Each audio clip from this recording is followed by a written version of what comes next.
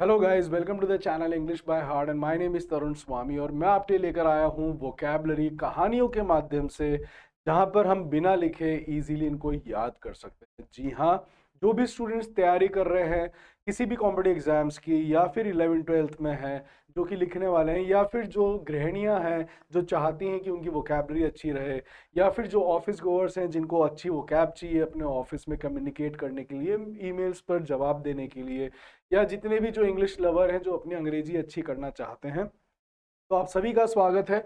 और जितने भी हमारे साथ पोस्टुलेंट्स जुड़े हैं आज, पोस्टुलेंट्स कौन होते हैं? न्यू कमर्स, जो नए नए हो किसी काम में, जिनको हम कहते हैं नियोफाइट्स।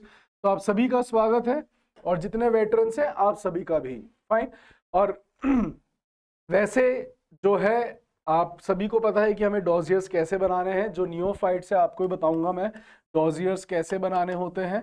लेकिन अभी जब मैं कहानी सुनाऊं तो कृपया करके आप डॉजियर्स ना बनाएं और कुछ भी ना लिखें। मेरा मकसद है आपको बिना लिखे वोकैब को याद करवाना, और फिर मैं आपको बताऊंगा कि कैसे आपको उनको लिख लेना होता है, because it is our favourite part, right.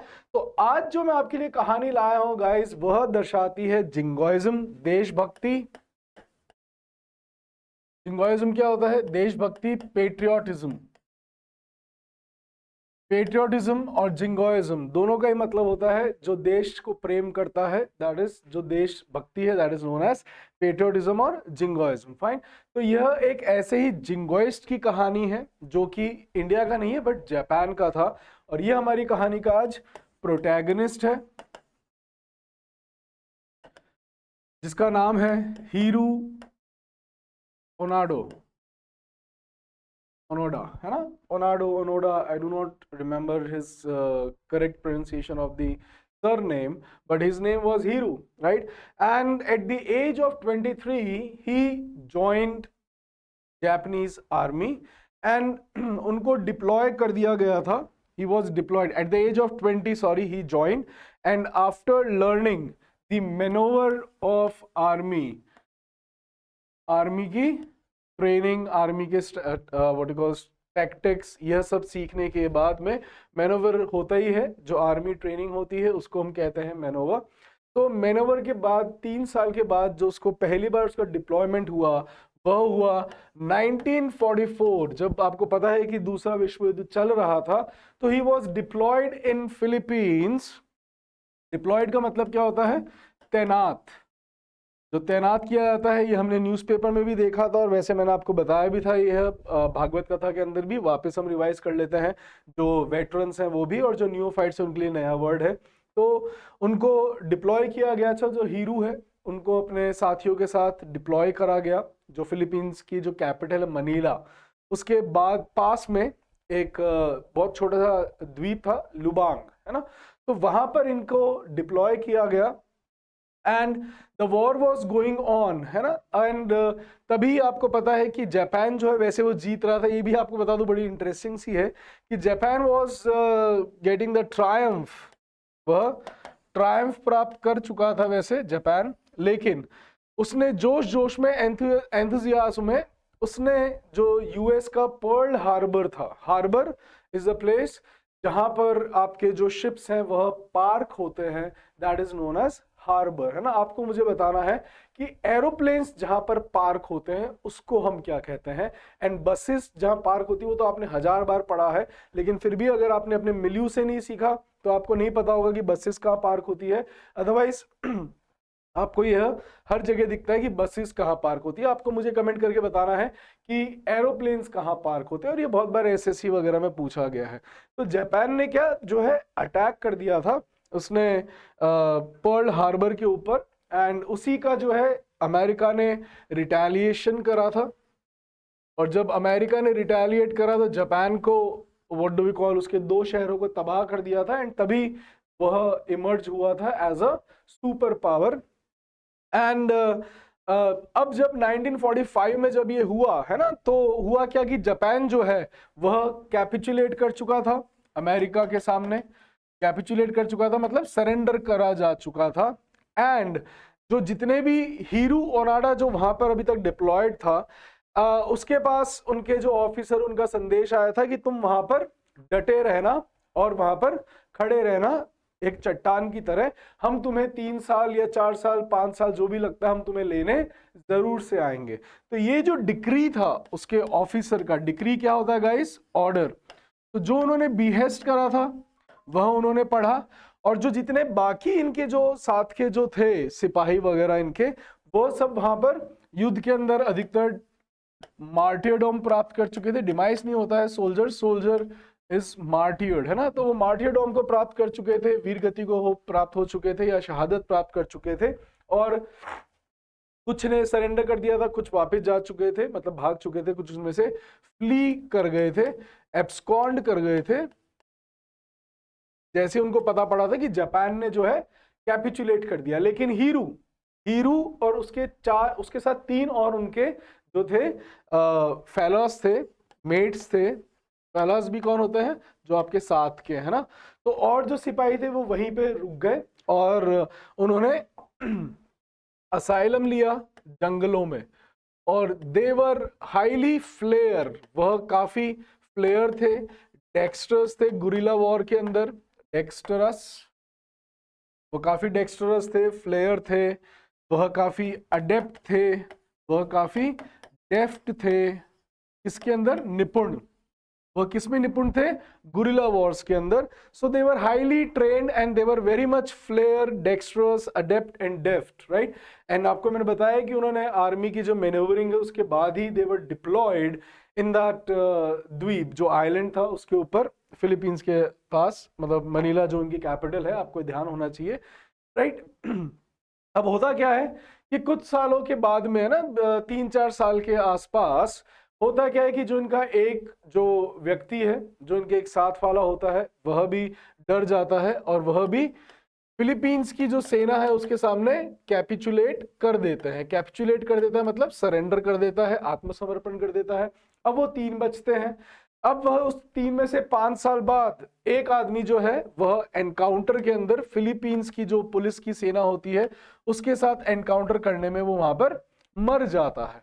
अब ये जो जंगलों से अब इनका जो जीवन व्यापन है ना, कि वो कैसे चल रहा होता है, जो हीरू है और जो उनका एक साथी होता है, और ये जो जिन्होंने, एक ने कैपिचुलेट करा और एक का एनकाउंटर हो गया, उससे पहले यह गांव के आसपास, है ना, जो उनके आउटस्कर्ट्स होते हैं, गांव के आउटस्कर्ट्स क्या होते हैं? बाहरी इलाके, है ना। तो जो उनके आउटस्कर्ट्स थे उसके अंदर जंगलों में जाकर यह असाइलम ले रखा था, और यह वहां पर चोरी करते थे। कई बार यह चावल चुरा के लाते, कई बार मीट चुरा के लाते। खाना तो खाना है, अपने आप को जीवित भी रखना है, और इस बंदे ने वहां पर अपना जो पोस्ट है वो संभाल रखा था। आपको पता होगा कि आर्मी जो है, आपने ये तो सबने सुना होगा कि जब तक हमारे शरीर में खून का एक कतरा ही बाकी है तब तक हम अपने देश की रक्षा करेंगे। यह एक अनटोल्ड, पूरे विश्व की आर्मी के अंदर जो मिलिट्री मैन है, जो जितने सिपाही होता है, उनका सबका ये मोटो होता है। लेकिन इसको सिद्ध करा और ये उससे भी आगे पहुंचा, ये था हमारा कहानी का प्रोटैगनिस्ट जो है हीरू, राइट। अब इसने कैसे करा देखते हैं अपन। जब इसको डिक्री किया गया, जब इसके पास डिक्री पहुंचा कि तुम वहां पे डटे रहना, चाहे 3 साल हो 5 साल हो, हम तुम्हें सीख करने आएंगे, हम तुम्हें क्वेस्ट करने आएंगे। अब आपको पता ही है कि जो ये वर्ल्ड वॉर हुआ है ना, अब वर्ल्ड वॉर चल ही रहा है, तो ऊपर से ब्लिट्सक्रेग भी हो रहे थे।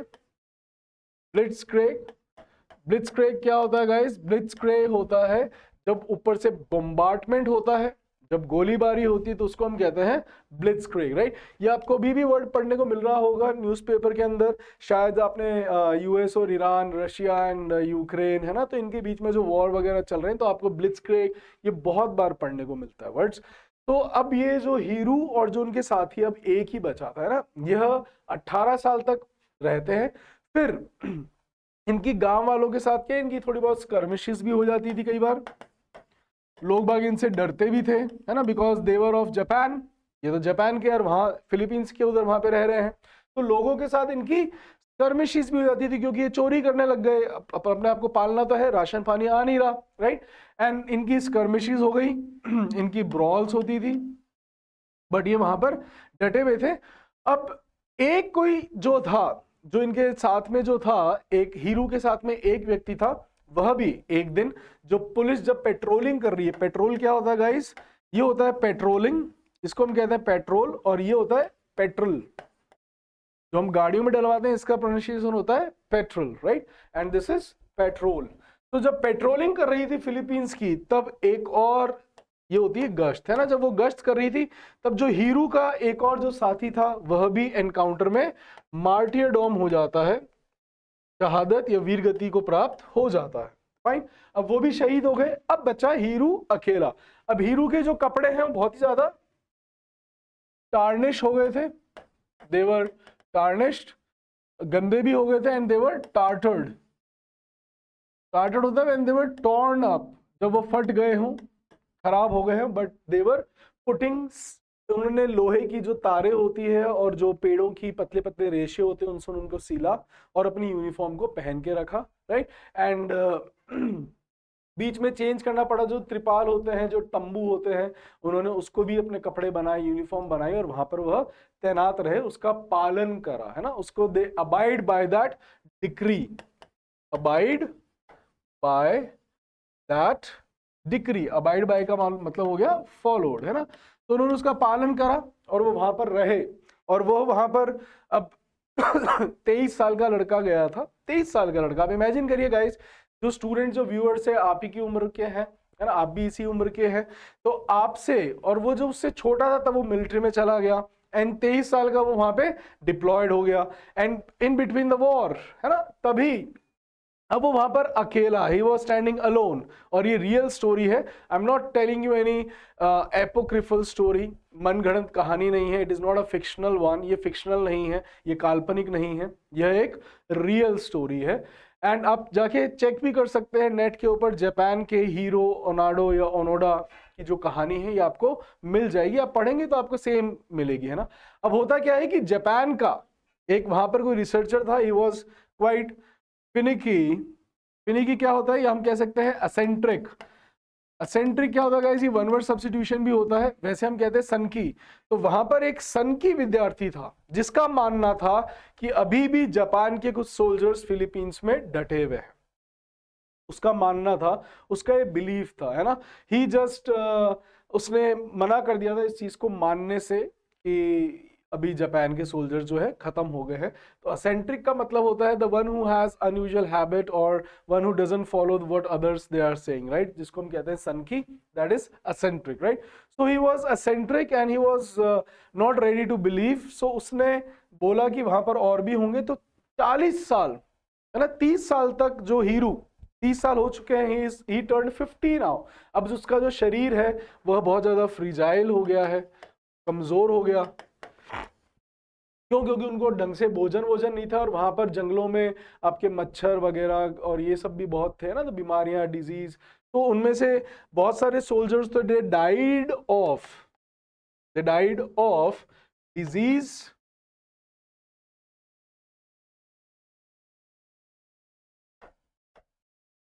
बहुत सारे डिजीज से मरे, एंड डाइड ऑफ डिजीज और हंगर।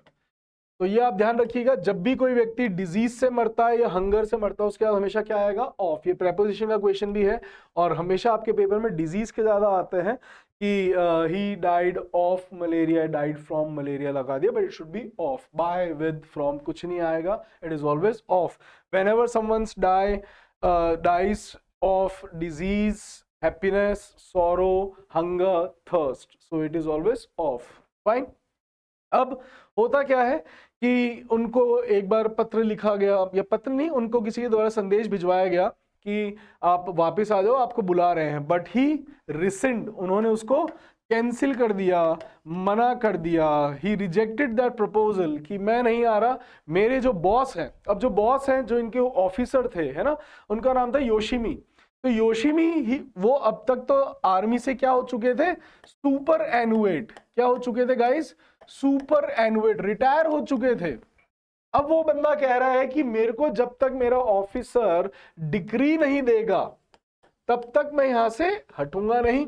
ही गॉट एडमेंट, वो बहुत ज्यादा एडमेंट हो गए, बहुत ज्यादा स्टबॉर्न हो गए, बहुत ज्यादा रिजिड हो गए, जिद्दी हो गए, बहुत ज्यादा ऑब्स्टिनेट हो गए। ये सारे वर्ड्स हम देख चुके हैं गाइस। जिद्दी के लिए, है ना, जब आप जिद्दी हो जाते हो किसी बात पर, आप अटल हो जाते हो, तो he also got obstinate, he also got stubborn और एडमेंट विद दैट कि मैं यहां से नहीं हटूंगा जब तक मेरे जो बॉस है वो मुझे डिक्री नहीं देते। और जो दूसरी तरफ जो उनके बॉस थे यूशिमी, ही गॉट सुपर एनुएटेड, वो सुपर एनुएट हो चुके हैं। तो जो हीरो है हमारा, जो प्रोटैगनिस्ट, वो जंगलों में ही रह रहा होता है। तो जो एसेंट्रिक स्टूडेंट था, है ना, एसेंट्रिक मतलब सन की, तो उसके माध्यम से उनके बॉस को जो है सीख किया गया, ढूंढा गया एंड उनको बताया गया, and he got super annoyed and he was running some library kind of something, है ना, वह कोई बुक स्टोर या लाइब्रेरी कुछ चला रहे थे। उनको बोला गया कि अब वह जो है वो ही लाफ्ड इनटू ही बर्स्ट इनटू लाफ्टर कि अरे वो अभी तक वही है, ये तो भूल गए थे, है ना, कि उन्होंने ऐसा पत्र लिखा था, उसको डिग्री दिया था कि तुम वहां पर डटे रहो और हम तुम्हें लेने के लिए वापस आएंगे। अब क्या होता है, जो यूशिमी है उनको कन्विंस किया जाता है, यूशिमी जाते हैं अब वहां पे, जो लुबांग जो द्वीप है वहां पर वो जाते हैं, एंड तब जाकर वो जो उसका डिक्री जो था उसको अब वो रिसिंड करते हैं। और तभी जो हीरू है, अब ही जस्ट स्टार्ट वेलिंग, वो 30 सालों में पहली बार वह वेल करना चालू करता है, रोना चालू कर देता है, and he gives his rifle and he just sit down and he starts crying. तो बहुत रोना आता है, 30 साल, है ना, not 1 day, 3 months, 3 weeks, it is not 3 years, it is 30 years, right? It's a whopping years, है ना, बहुत ह्यूज, बहुत बड़े जो साल हैं, है ना। तो इतने ज्यादा साल तक वह अकेला, क्योंकि 18 साल उसने खुद अकेले जंगल में रहे, बाकी टाइम तक उसके जो साथी थे वो थे, है ना, बट 12 साल के बाद में 18 साल ही सर्वाइव्ड अलोन, है ना। तो जितने भी आज आपके आते हैं, कई लोग दिखाते हैं कि जंगल में कैसे सर्वाइव किया जाए या कैसे, तो वो बंदा 23 साल का लड़का, उसके बाद वो 50 का हो गया, 55 का हो गया, है ना, and then he came back to his normal life to Japan. Fine guys, so यह जो गाइस स्टोरी है यह मुझे गूज बम्प्स देती है। गूज बम्प्स जो पुराने हैं, वेटरन्स हैं, उनको पता होगा, बट जो नए हैं आपको बता दूं गाइस कि गूज बम्प्स क्या होते हैं। गूज बम्प्स होते हैं रोंगटे खड़े कर देने वाली जो रियल लाइफ स्टोरी थी। तो आप सीख सकते हैं गाइस कि जो व्यक्ति है वो किस तरीके से कई बार अपने जो उसूल हैं कि यस मेरे को अपने ऑफिसर का ऑर्डर मानना है, या जो राम थे जिनको अपने पिता का ऑर्डर मानना था, है ना, वो तो पिता थे, उनका ऑर्डर तो मान ही रहे हैं। यहाँ पर एक ऑफिसर का जो है ना, मिलिट्री जो है डिसिप्लिन, है ना, कि कैसे आपको डिसिप्लिन में रहना है और कैसे you have to abide by the decrease of your officers, right? And it's not only in India, it's throughout the world, right? Japan में भी आपको देखने को मिला, हमारे इंडिया में बहुत सारे ऐसे एग्जांपल्स हैं, फाइट्स हैं, है ना। तो ये पूरे वर्ल्ड के अंदर है, और ये कुछ ऐसे लोग हैं जिन्होंने उसको बहुत सीरियसली उसको अबाइड बाय करा है। फाइन, तो I hope you must have got motivated with this story to do your duty honestly, कि आपको अपने काम के अंदर क्या दिखानी चाहिए, फिडेलिटी। फिडेलिटी क्या होती है, honesty. You should be loyal towards your job, you should be honest towards your job, right. ये नहीं कि आप पेपर लीक के अंदर आप आ गए, बहुत सारे टीचर्स भी इन्वॉल्व रहे, so you know they have defamed the group of teachers, they have defamed this sector of teaching, है ना, कि जो कोचिंग इंस्टीट्यूट्स वाले हैं दे आर इन्वॉल्व, राइट, वो होते हैं, तो बहुत सारे लोग होते हैं, है ना। तो इट्स ओके, बट हमें अपना काम फिडेलिटी से करना चाहिए, ऑनेस्टी के साथ करना चाहिए, and you should abide by the instructions of your officers और योर एल्डर्स। फाइन गाइस, तो hope to see you in the next video. I hope you must have enjoyed. हाँ, डॉजियर्स कैसे बनाने हैं, जितने भी नियोफाइट्स हैं मैं बता दूं गाइस। अब आपने जब स्टोरी सुन ली, तब आप स्टोरी को वापस अब रिवाइज करें, और उसके साथ साथ वर्ड्स को रिवाइज करते करते आप लिखें। कैसे? हमारी आज की कहानी का जो प्रोटैगनिस्ट है दैट इज हीरो ओनाडा, जिसने आर्मी की मैनोवरिंग करी थी, आर्मी की ट्रेनिंग ली थी, and he was deployed in the war was going on, and he was deployed in Philippines की कैपिटल जो है मनीला, उसके पास में एक द्वीप है, वहां पर डिप्लॉयड थे। एंड जो जब यहाँ पर जब आर्मी यूएसए ने जब उसके ऊपर ब्लिट्जक्रेग करा और जापान जब हार गया, जब जापान वैंक्विश हो गया, vanquish is again a very good word, जब जापान डिफीट हो गया और उसने कैपिचुलेट कर दिया, तो जितने भी सोल्जर्स थे वो सब वापस चले गए, कुछ मर गए, है ना, एंड कईयों ने कैपिचुलेट कर दिया। तो लेकिन वहां पर 4 जने हैं जो फंस गए थे, दे वर स्ट्रैंडेड। स्ट्रैंडेड क्या हो जाता है? अलग थलग रह जाना। उनके पास जो संदेशा आया था कि उनके बॉस का, कि तुम यहाँ पर डटे रहना, मैं तुम्हें लेने के लिए हम वापस आएंगे, चाहे 3 साल लगे चाहे 5 साल लगे, बट हम आएंगे। सो ही टुक दैट सीरियसली, दैट वो वहां पे रहे। उनमें से एक जो है उसने डर कर कैपिचुलेट कर दिया, सरेंडर कर दिया, बाकी दे डाइड ऑफ, है ना। एंड इनकी भी दे यूज टू स्टील फूड, है ना, बिकॉज खाना कहाँ से लेकर आएंगे, बट उन्होंने they were very much flair, adept, deft, है ना, dexterous in army guerrilla war. So वहां पर वो छुपके उन्होंने सरवाइव करा। Then what do you call, जो हीरू बचा था, हीरू ने अब क्या करा था, बिकॉज उनकी जो है यूनिफॉर्म है टार्निश हो गई थी, टार्टर्ड हो गई थी, तो ही जस्ट स्यूड। स्यू का मतलब क्या होता है? सिलना। तो उन्होंने उसको सिला तार से, और व्हाट डू वी कॉल, जो रेशे होते हैं पेड़ के, बेल के, उससे उन्होंने करा। एंड देन ये स्टोरीज अगर आप ऐसे करते हैं तो ये हमें दर्शाता है कि कैसे ही जो ये वेलियंट सोल्जर था, वेलियंट कौन होता है? बहादुर, करेजियस। इसके भी हमने बहुत सारे सिनोनिम्स देखे हैं। तो जितने भी आज हमारे साथ नियोफाइट्स है, आपको बता दूं, तो जो ये स्टॉलवर्ट हीरो था हमारा, करेजियस हीरो, राइट, कि उसने एडमेंसी दिखाई, उसने स्टबन दिखाया, and how he abide by the decrease of his officer, है ना। तो वो उसने स्टॉलवर्ट भी दिखाया। स्टॉलवर्ट क्या होता है? करेज। एंड वैलर भी दिखाया, that is courage, fine. So we have seen, और अभी आपको एक वर्ड बताया था, valiant. So these all are word for courageous और courage के लिए. So by these type of way you can make your dossiers. इस तरीके से आप अपने dossiers बना सकते हैं। बट जब कहानी सुने तो उसको कहानी को सुना कर, है ना। ये बाद में आप लिख लो, आपको अच्छा है तो क्या है कि आप लिख लोगे तो आपको और पक्के हो जाएंगे, आपके यहाँ पर एनग्रेव्ड हो जाएंगे। और हमारे साथ एग्जाम में क्या जाएगा गाइस?